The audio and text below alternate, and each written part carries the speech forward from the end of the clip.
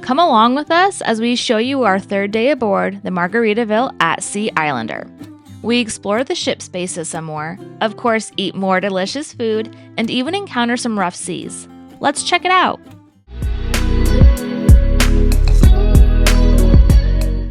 Our third day during the inaugural sailing started out in Cozumel, Mexico.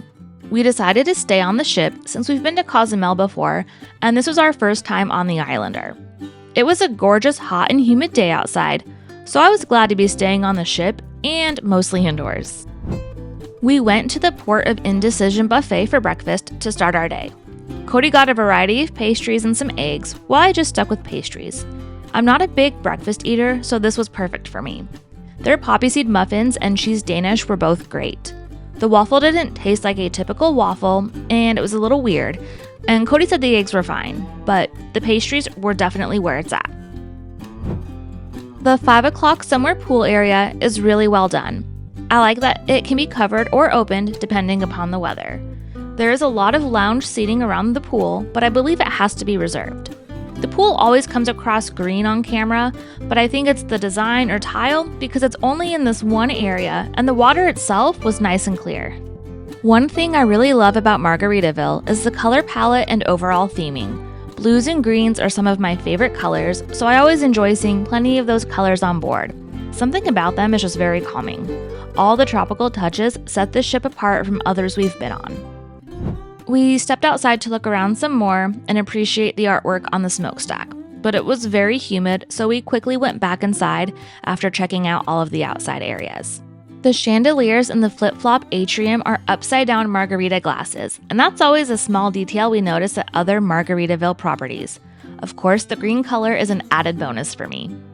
The different seating options around the flip-flop atrium are so fun, and I just wanted to point out these boat seats because they're a great touch to the tropical laid-back vibes of the ship. We decided to check out the Far Out arcade and were surprised at all the available games and overall variety to choose from. I didn't check what the pricing was since we weren't planning to play, so I don't have that info to share. This area always filled up with kids and teens in the evening hours and seemed to be a popular hangout space. We listened to a little live music and decided it was time to grab some lunch.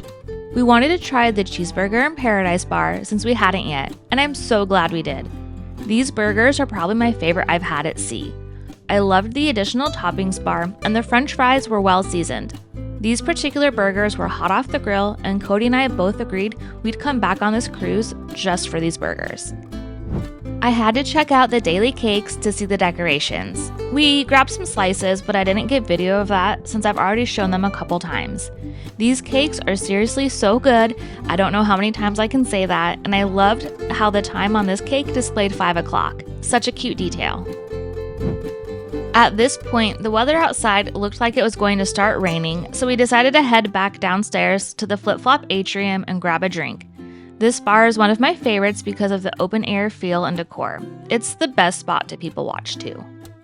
I got a guavatini, which was really good, and Cody got a dirty martini. I had mentioned in a previous video that we had some duplicate charges on gratuities with our drink package, and I just wanted to update you all that the issue has been resolved and we were refunded our overages. So now that the issue has been fixed, we'll definitely be booking another trip. We then went to the Hemisphere Dancer Craft Spirits bar for pre-dinner drinks, and Cody got the co-pilot and I got the jet lag.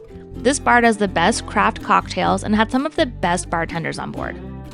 At this point, we started to notice the ship was at a slight tilt and the waters were very rough. The captain announced we were sailing through a storm, so at least we knew what was going on. We were facing winds at over 70 miles per hour directly at our side, which explained the tilt. Water was coming in from all sorts of places due to the storm, but that didn't stop us from heading to dinner. These were some of the roughest seas we've encountered on a cruise before, but that wasn't going to stop us from having a good time. For our appetizers, I got the heart of palm cake with hearts of palm, artichokes, garlic, and a zesty garlic aioli. It reminded me of a crab cake consistency, and it was really good.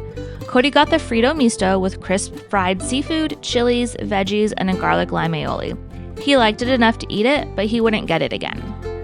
There was a huge wave that hit the side of the ship, and it caused glasses and dishes to slide off tables, and you could hear glass crashing all over. A lot of people started to panic and left the dining room at this point.